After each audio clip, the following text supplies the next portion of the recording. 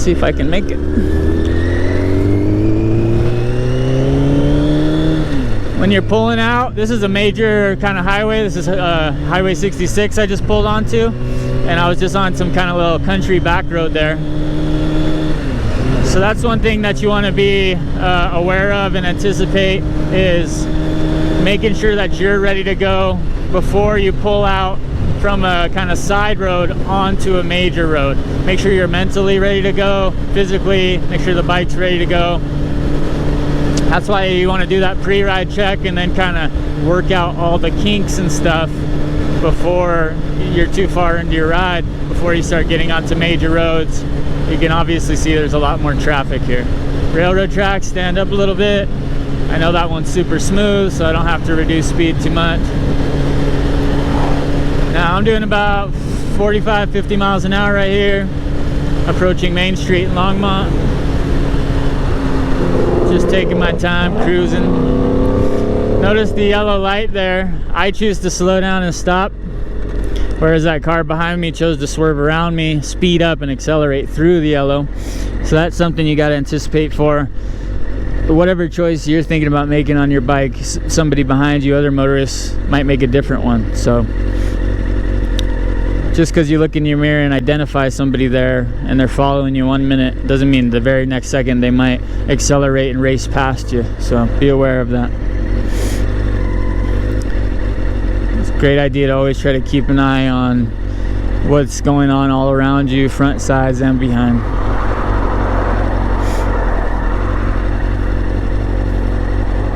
Especially when you identify a certain vehicle in your mirrors behind you, and then you look in your mirrors and you don't see that vehicle anymore. You don't want to just, anticipate or think, oh, they disappeared, they don't exist. You want to think right away, okay, they're probably right next to me somewhere in my blind spot now, since I can't see them. Because then you'll have that, at least that little spidey sense, kind of, that there's something right here over my right shoulder. I don't want to make an evasive move, and then boom, there's a white van, right? You want to kind of feel out where the traffic is, where did that car go. You want to at least have an idea where people are moving around. That way you can keep yourself safe. Now here's the exact reason why you don't accelerate and try to race through the yellow light back there, because then you end up just sitting here at the red light. You literally made it nowhere. Now you just look stupid, right? And you potentially could have put yourself in a bad spot, caused an accident. Ow, don't run over my foot. Now, here's the other lesson. Just because I'm sitting at a red light, I got vehicles all around me and behind me, don't get complacent and too comfortable, right? I'm in first gear. Notice I ease my friction zone out, the bike starts moving, right? I'm ready to go. I'm lined up already here with an escape route. If I looked in my mirror suddenly and saw some accident starting to unfold and take place, I could pick an escape route and go around this Nissan, through the intersection, into oncoming traffic if need be. Wherever it is, have some kind of idea, some kind of escape route, and go. Don't sit there and get killed.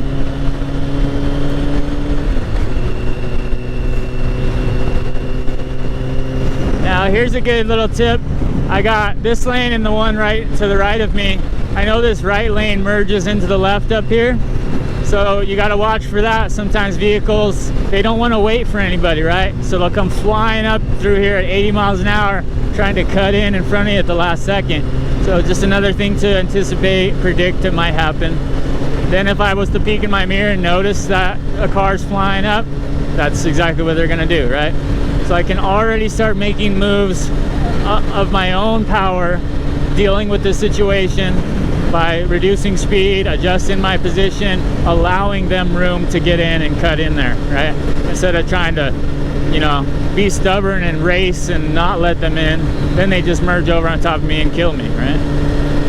So everything should always be under your control when you're riding a motorcycle, as far as being able to move yourself and reduce your speed and get yourself out of potentially bad spots and move yourself into great spots, and constantly making those adjustments and thinking ahead and anticipating threats and hazards and stuff that might kill you.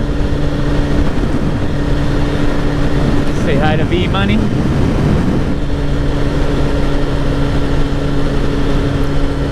Now here, I'm gonna get into these double left turn lane. I can see it's already a red light, so I'm already off my throttle.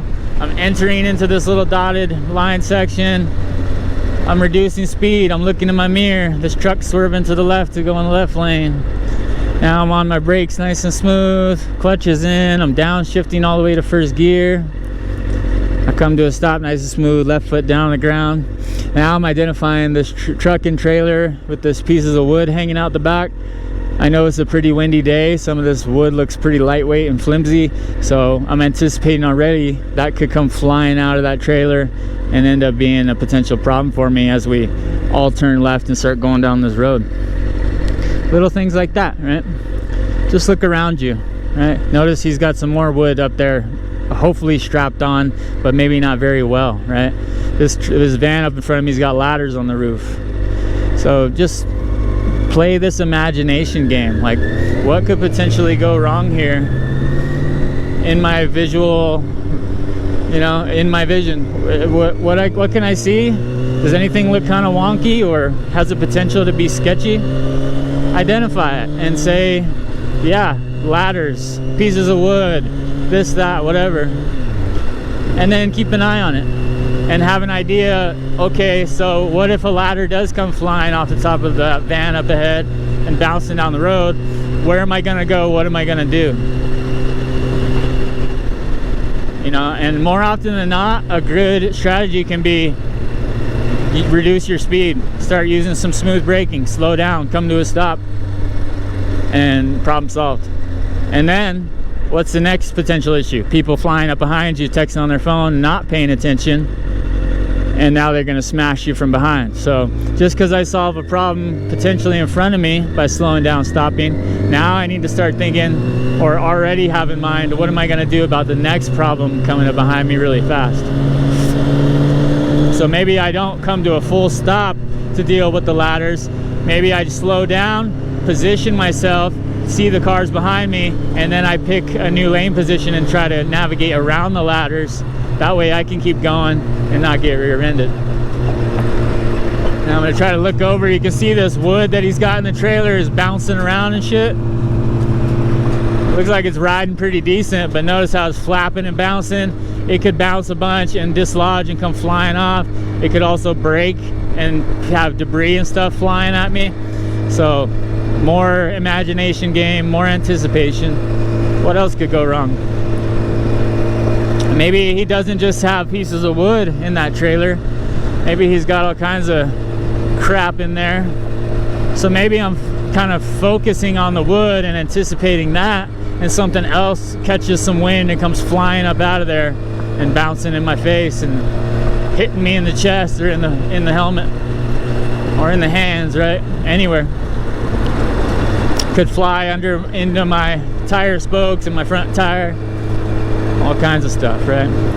The more potential bad things you can imagine and predict and anticipate, the better off you'll be, because then you're at least expecting those things and have some idea of, well, what am I going to do if that happens?